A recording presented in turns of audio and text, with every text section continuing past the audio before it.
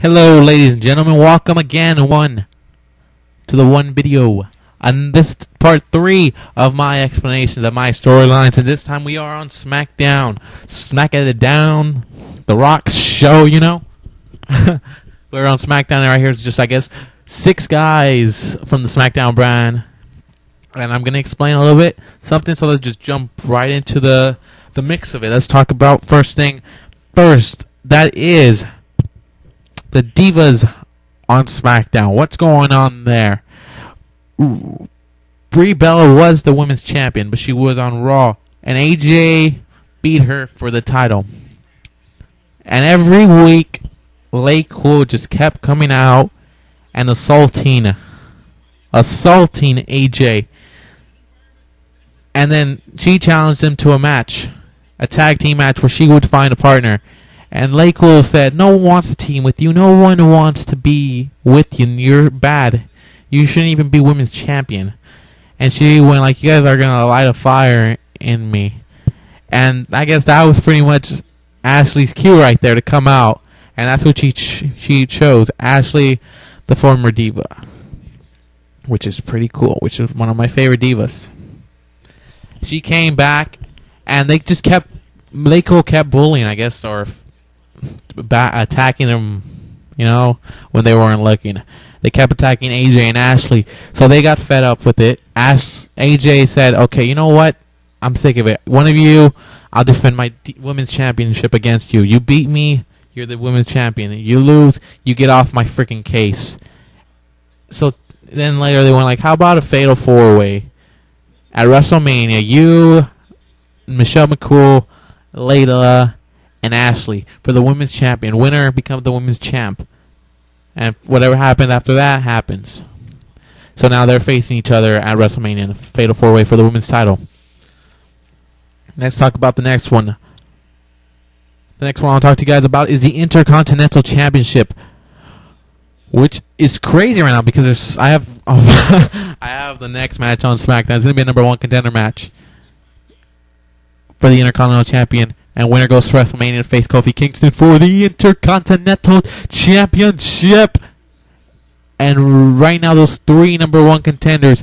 Originally, it was only one with Evan Bourne, but I guess he really lost it because of the rise of a new young superstar, Riley Sparks. He came in and just, I guess, demanded. He didn't even demand it. He just said, okay, you know what? I'm putting myself in the Intercontinental title picture. I don't care what you say, GM. And me being the GM, I told him, you know what? Take it. I want to see what you can do. I'll give you a match. You can beat the Big Show. If you beat the Big Show, you can have a number 1 contender match. You have to face Evan Bourne, though. And he beat Big Show because of the help. I can't remember who helped him out. His bodyguard, who won't be on WWE 12 because he's fired him. I'm going to tell you it's a little spoiler right now. He fired his bodyguard and hired a new one. So you'll be seeing that one. But his bodyguard destroyed the Big Show, and he won the match because of his bodyguard. And so now he's part of the number 1 contender match against Evan Bourne. Chris Jericho comes into all this because he beat down Evan Bourne. He beat Evan Bourne to become part of the number 1 contender match. He told Evan, you know what? If I beat you tonight, you give me a match in that number 1 contender spot. And we'll see what happens after that. So now it's Chris Jericho, Riley Sparks, and Evan Bourne. Winner becomes the number 1 contender for the Intercontinental Championship and faces Kofi Kingston at WrestleMania 27. Next one is, I guess we can talk about the core. The core, they're going to have something. They have something going on with Ezekiel Jackson, and as you saw recently, they attacked Booker T. And they've been attacking Ezekiel Jackson for weeks. He was out for like about a week, and he came back, and they started attacking him again. They're after Ezekiel Jackson. They don't like Ezekiel Jackson. The reason they attacked Booker T, we don't know why they attacked Booker T. We'll see on the storyline why they attacked them and what's going to happen there, you know? Booker T's making his return. Booker T's making his comeback. He's making that one final run. And we'll see what happens. We'll see what happens there. But the core is, they want control of the WWE, of SmackDown. They want to control everything there. They're bringing 2 titles back. We'll see what 2 titles they bring back. Wade Barrett wants to be World Heavyweight Champion at some point, as long as he's controlling the core. He wants to be World Heavyweight Champion. And we'll see if he can actually keep it up or no. Edge and Christian. This is a big rivalry. It's a 7-match series. A 7-match series, which I guess is what, at 1-0 right now. It's at 1-0 right now with Christian in the lead. And the loser has to retire. They have to retire, and they're gone. And Christian's in the lead right now, but we'll see what happens there. And I don't know, we don't even know. Maybe this is going to be a sweep by Christian. Maybe Christian sweeps Edge. Maybe it doesn't. Maybe it goes to WrestleMania. Maybe it does. Who knows? I don't know where it's going to go right now. But it's going to be fun. It's going to be fun to watching, or maybe it won't be fun because it's a sweep and nobody wants to watch sweep. But let's go to where this started. This all started at the Royal Rumble pay-per-view. Edge was the World Heavyweight Champion. Christian and him were still tight. They were buddies. They were all this and that. But Christian comes out and cost Edge the World Heavyweight Championship. That night he was facing my character. And I'm just going to keep talking about the Edge and Christian one and not go on to another storyline. But he screwed over Edge, and he took away Edge's World Heavyweight Championship. And Christian just told him, how does that feel? How does it feel that I took away your World Heavyweight Championship? A guy who's never held one, because this is in my storylines, and he has never held one. He's only held, I guess, the WWE. Let's just give him the WWE Champion once.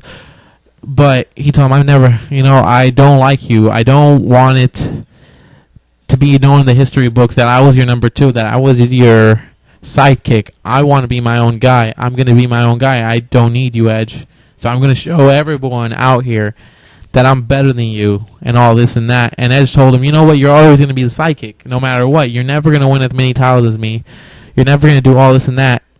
And that's just, I guess, is the main point right there for them. Christian is jealous over Edge's success. He's not happy at all with what Edge has been able to accomplish against Christian's career. And Christian told him, the one thing I'm going to be known for is going to be the guy that ended Edge's career. And I'm going to be known for being better than you because I retired you. And that's all I need, just to retire you. And you're going to be gone forever. And I can put my legacy here without you here. And that's what Christian wants. And Edge told him, you know what?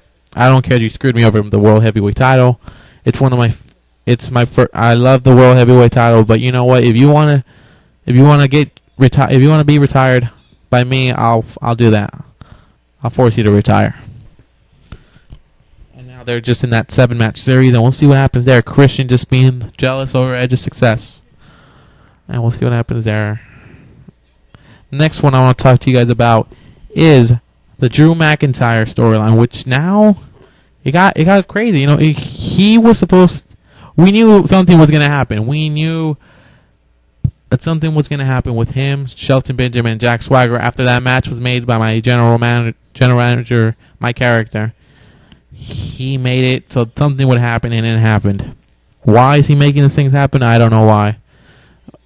Because that probably was his former team, and he's just saying, you know what? I made this team. I can break it. And now Drew McIntyre, who was the tag team champ, one half of the tag team champs, with Jack Swagger, was betrayed by Jack Swagger in the last episode. He was betrayed by him. And Shelton Benjamin and him are still part of the Stars.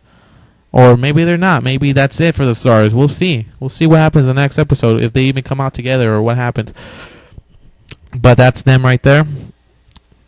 And Drew McIntyre was just betrayed, I guess, by Jack Swagger and Shelton Benjamin. So is he now going to be the guy that faces Shelton Benjamin for that World Heavyweight title?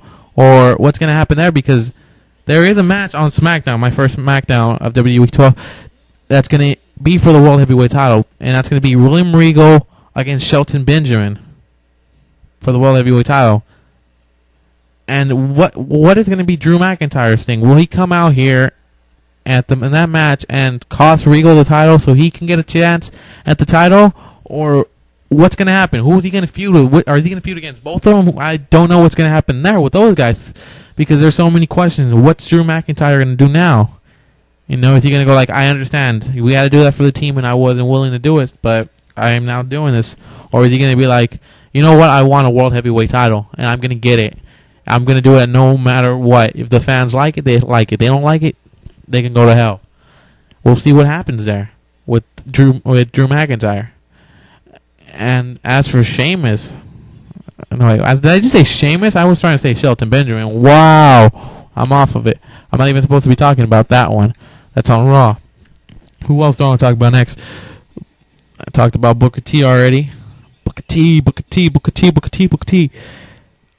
Rey Mysterio right now. I guess I don't have much for him right now, but there is something coming up with Rey Mysterio. Don't worry about that. Right now he's at the point where he's just like, you know what, they don't want to do anything with me or anyone like that. So, you know, I'm just going to kick everyone's ass here. I'll do what I have to do just to get around. That's where I have Rey right now. Just have nothing for him right now. Letting him relax. Then we have the Cody Rhodes Zack Ryder feud, which began over a woman. Which was over Kelly. It happened on Superstars. Cody Rhodes is now associated with LayCool.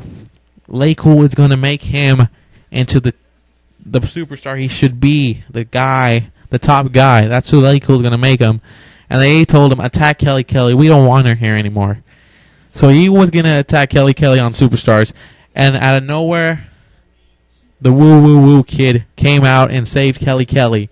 That pissed Cody Rhodes off. And Zack told him, you don't put your hands on a lady and all this and that. And he started kicking his ass now. They started facing each other and going like, okay, you want to face me? You want to face me? You want to do something? Let's go. You and me, we'll do a little rivalry. And that's where they're at right now. And we'll see what happens there with those guys. Let's talk about the next one I want to talk about because I can't talk about all of it because this match is almost over. Let's talk about The Undertaker. The Undertaker and Sting. That's right, The Undertaker and Sting. That's gonna happen. It almost seemed like it wasn't gonna happen because of the Elimination Chamber match that Kane won. He won the right to face The Undertaker at WrestleMania 27, but Kane was persuaded by The Undertaker to face him at Raw in an Inferno match. And Kane took the match. He lost to The Undertaker. So at that point, there was no opponent. The Undertaker said, you know what? I want Sting. So Sting, do you accept my match? And he was, and it was pretty much a yeah from Sting. Yeah, I'll accept your match. You and me at WrestleMania. You beat me, I retire. I beat you, Taker. Your streak is over. Simple as that. And that pretty much ends you, too. So there's more, I guess, on the line. Well, there's a lot on the line for both of them, but Taker has more on the line. His streak and his career. And that's going to be crazy getting into it. We'll see what happens between those two. And Shelton Benjamin at the moment has no WrestleMania opponent. And you can thank my general manager for that. He hasn't given him a WrestleMania opponent. He's keeping him on his toes. He keeps putting him every week in a world title match. Just because he can, and he will. And we'll see what happens with Shelton Benjamin. Who his WrestleMania opponent's going to be. My created wrestler, Juan, we'll see if he wants to give him an opponent or not. He's temporarily the GM because Teddy Long was ran over by a car. Who attacked Teddy Long? We don't know. We'll find out who attacked them. We'll find out. I know who did, but we'll find out who attacked them. So just keep watching the SmackDown storylines.